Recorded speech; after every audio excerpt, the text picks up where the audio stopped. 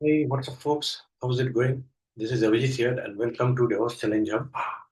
So let's start with today's interview question. So today we'll go through a couple of short questions. So first question is, how do you implement environment promotion, dev to staging, staging to prod using code pipeline? So environment promotion means the same artifact you'll be using in every stage. So it will be promoted without rebuilding for staging and prod. So how do you do that in code pipeline? So here goal is to move the same artifact across multiple environments, dev to staging, staging to prod in a controlled, secure and repeatable way without rebuilding. So first option is use single multi-stage. So let's say you have one microservice and its code is there in the GitHub or code commit or Bitbucket, and a developer merge after pull request, it merge to develop a branch, and then in the development branch peer review happened, etc. And then it's got deployed on dev environment, and there will be some testing.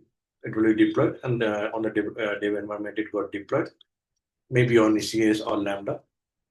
And then there are like manual approval means there will be some testing by QA team, maybe informal testing or testing by development team.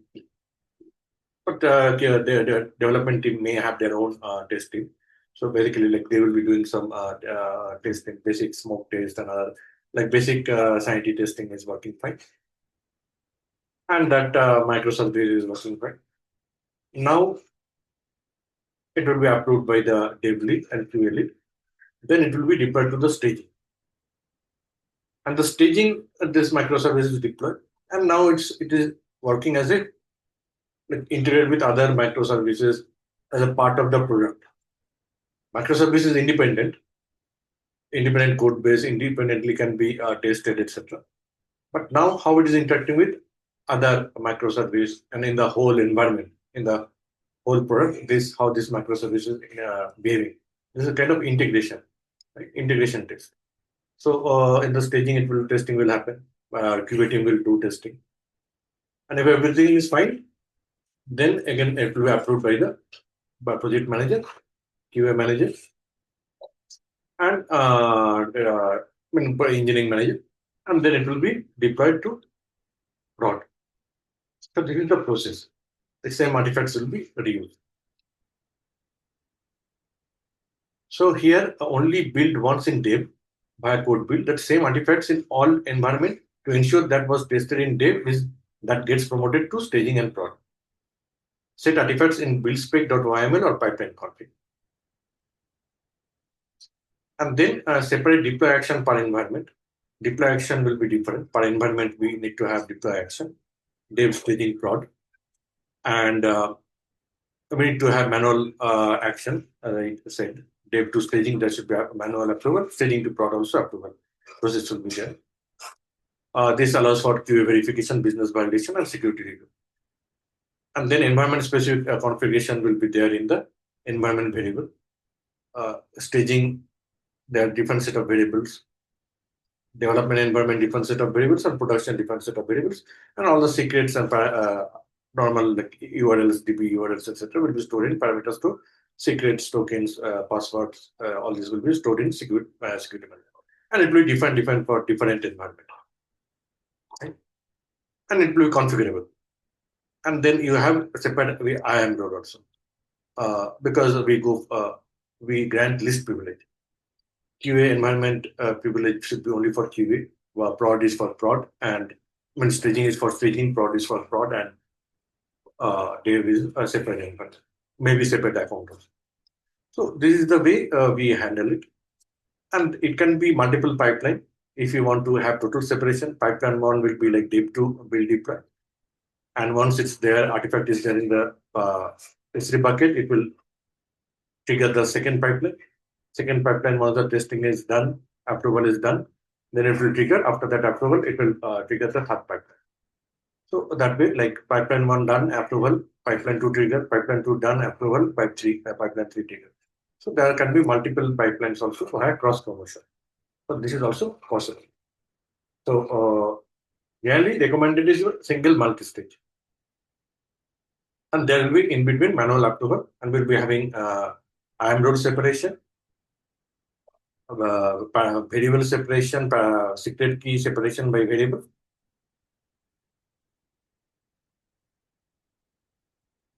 Now, let's go to the next question. A code pipeline deployment fails in production but works in staging. How do you debug? So it was working fine on staging, but it's failing on production. So how do you debug? So obviously we have to look into the log file. And other than that, you have to check the environment configuration because it was passing, it was working fine in dev environment or staging environment, and now it's failing in the production environment.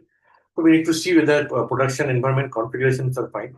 We need to see IAM roles, VPC secrets, instance types. All this we have to like production related environment infrastructure. We'll check. Then we'll check the CloudWatch logs.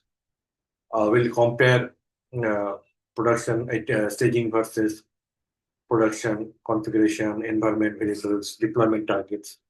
We'll check the network access, resource limits, and then use rollback and test in a clone production environment. So this is the thing we do. Like if the current version is not working, we'll be rolling it back. Definitely, we have to roll back. What are the some pre-built plugins available in Code Pipeline? So Code Pipeline it's an orchestration tool, multiple plugins or tools it can orchestrate, execute one after another. Right. Source stage you have code commit, GitHub, Bitbucket, AWS code build is there for build, unit testing, packaging, code deploy is there for deploying your CS Lambda. Amazon S3 for storing artifacts. You can integrate with Amazon code artifacts. Manual approval actions are there, and you can also have uh, these are the, like some common pre-built, and you can also have some custom type also. You can add the cloud formation also is there for provisioning infrastructure as part of the pipeline. How can pipeline be adapted to support custom plugin or action? You want to have some custom action, not this kind of action like code commit, build, deploy, or you want to run some custom code where maybe you want to check whether the code is following your company specific guidelines. Your company has certain review guidelines and it should check for certain header or certain text in the code. So that's company specific. So what you can do that code you can that check you can run in the Lambda to provide a Lambda hook, and that you can create a custom action and run that Lambda. So code pipeline create custom action type, create a custom action, then implement webhook using AWS Lambda. So if you want to have custom action, go for AWS Lambda, implement your custom logic. I will make it available as a webhook for your custom action type in code pipeline. So key thing is custom action type in code pipeline and AWS Lambda for your custom logic. Explain how code pipeline supports integration with custom build or deployment system. How code pipeline supports integration with custom build or deployment system. So I use the Lambda function inside a code pipeline stage to trigger a webhook legacy system. So let's say like the question is you have old let's say a deployment legacy deployment system on prem, right? And you want to trigger that. How will you do that from your code pipeline? So what you can do, you can implement a webhook. You can implement a function which is available over internet, right? That's a webhook, HTTP call for your on-prem uh, whatever code build or some legacy system which you want to execute. And once you expose that from code pipeline, you can call that as a Lambda function. That you can call that webhook, right?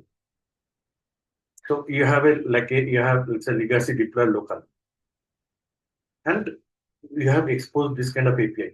Like you have a system in your office, and some server is running there, and maybe it's a Jenkins or maybe your some office specific deployment and build server. So you expose it as a API call deploy or build, deploy, and call that using Lambda from code pipeline. The Lambda was placed after the build stage and it effectively bridge AWS without custom deployment environment. So after the build stage, you can do that. That is also possible, like on-prem integration, custom build or custom deployment if you want to do. How would you customize a pipeline to integrate third-party tools, SonarQube or Snyk? So what we can do this through buildspec.yml, which is part of the code build, and code build is can be triggered by this code pipeline. And the code build, this we can run this sync after the in the build phase. Right? In the build phase, we can run the sync because why build phase? Because it's a vulnerability scan. Vulnerability scan only the application when it's built, it can check for vulnerability because the application is built that binary it has compiled with different libraries etc.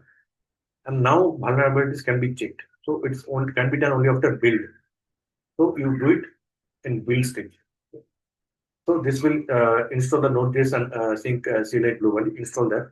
Uh, Install whatever dependency and sync thing. npm install these thing. And then the build phase, you do the sync test. And if it fails, then you return a zero, means non-zero value and pipeline fails. SonarQube, you don't need the compile binary. It can run on the static code. You just take out the code. On the code, you can run it. So pre-build. You can do after build also, but it's better to do a pre-build. So because your idea is to give feedback as soon as possible. What you can do earlier. So code checkout, you don't need to build. You immediately need to check whether it's static code analysis. You need to check, basically checking for codes, mails, bugs, coverage, maintainability. So checking for that. So using SonarQube. So before you build, you check out the code, you run the SonarQube, install that SonarQube binary, etc., and then run the SonarQube in the pre-build stage. So this is important, pre-build. In your build spec, in the pre-build section, you run the SonarQube. You have the SonarQube, you need to have the token, etc., which you can get from the your secret manager, AWS secret manager. You don't hard code this. You can get from the secret manager, all this token, etc. Then you can run this. Okay. So thing is third-party integration you can do through build spec.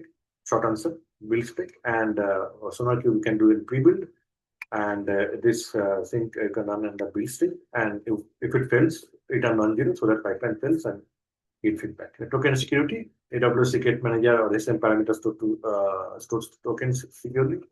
Build failures or scan. Sync test or Sonar scanner exit with non-zero code to halt pipeline. So non-zero code to halt pipeline. And logs, hide token from logs by not encoding secret masking it. So we should not print that key. Why we need to do this security scan? Because it's a security shift left security catches issues before deployment. Stay-driven quality automatically checks every commit. Automatically we check every commit. Fail fast, fail pipeline immediately if critical issues found. Secret management keeps sensitive tokens out of the source code. Okay, so this is the benefit with integrating with the code build. You can run this on a cube, etc. manually also. But manually, it may be sometimes based on the availability of the test type may be executed or not executed. But if it is integrated with the code build, these are the advantages. Immediately it will happen as soon as the developer checks in the code. So shift left security, CI-driven quality, fail fast, and secret management keep sensitive token out of the source code. Sometimes developer hard code the token. Maybe they are using some Amazon call, API call, or using some third-party libraries calling and keeping the API token hard coded might be. So that can be checked and immediately it will be flagged that you have hard coded. Security scan will fill that pipeline. Next question is strategies to implement canary or blue-green deployment in code pipeline. So in code deploy, we have seen that we have already discussed blue-green and in-place deployment is there, and canary deployment, which is like a deploy some 10% of it or 20% of it, and then slowly move the traffic. And we have seen that we can go for this kind of configuration. It's just canary 10%, 5 minutes.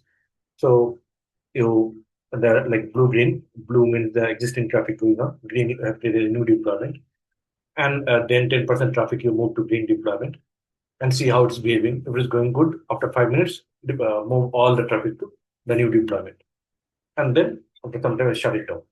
So this we have already covered in the previous video, yesterday's video, I think, yesterday or the day before yesterday. You can check it out. I think you guys are watching all the videos one after another in the sequence. Next question is, how do you handle rollback or error handling in multi-stage code pipeline? So multi-stage code pipeline, we can go for this again in, we have seen this code deploy, we have automated rollback. Based on the health check, we can we can do automated rollback, the previous working version. And there can be code deploy hooks, lifecycle events like before install, after install, that can be hook. If there is a fail, it will roll back automatically. Declarative versus imperative. Code pipeline is a declarative. Declarative pipeline, you define the final step. What you want, it's predictable, version control. Imperative means like a bash script, shell script, you still step by step, how to get things done step by step. You do this, you do this, then next step you do this. Like, but here you what you want, that's the declarative. It's not a imperative. And we prefer CI/CD infrastructure as a declarative because it's a cleaner, testable, can be templatized easily using CloudFormation. Using CloudFormation, we can templatize it.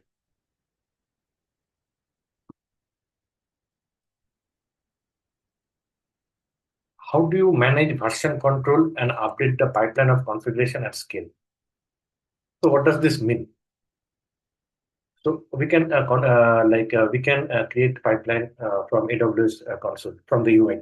Where we can click and fill up the details and create the pipeline. But what happens if there are like if we have 30 different microservices?